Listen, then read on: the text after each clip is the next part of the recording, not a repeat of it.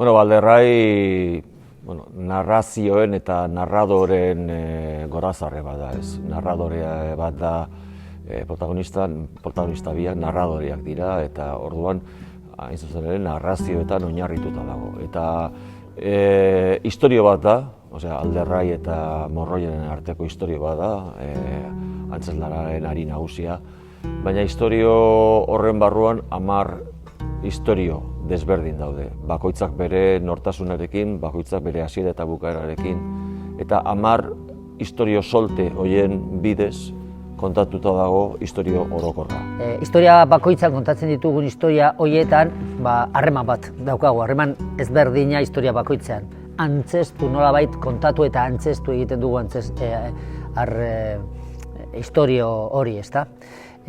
Baina gero, gure arteko harremana, historia horietatik ateratzen garenean, dira, Alderraik poteria dauka, maisua da, eta bestea da, morroia edo bekarioa, gaur egun izango zen bekarioa, ez da hitz hori agertzen.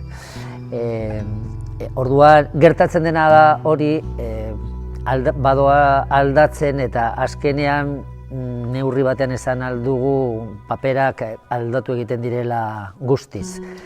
Antzezla honetan pertsonaia ezberdinak egiten ditut, eta hori oso divertigarria da, baina bai, erronka bat da. Baina nik esango nuke zailagoa dela morroiaren arima aurkitzea.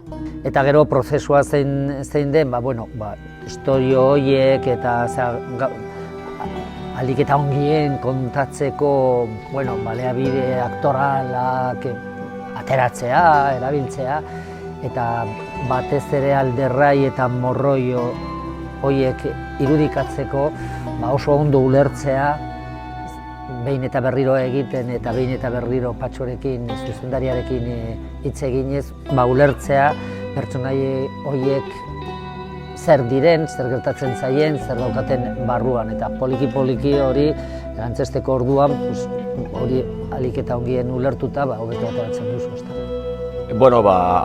Alderrai ikusgarri egongo da Arriagantzokian datorren astean, 9. asteazkenean eta 10. ostegunean 7:00 PM.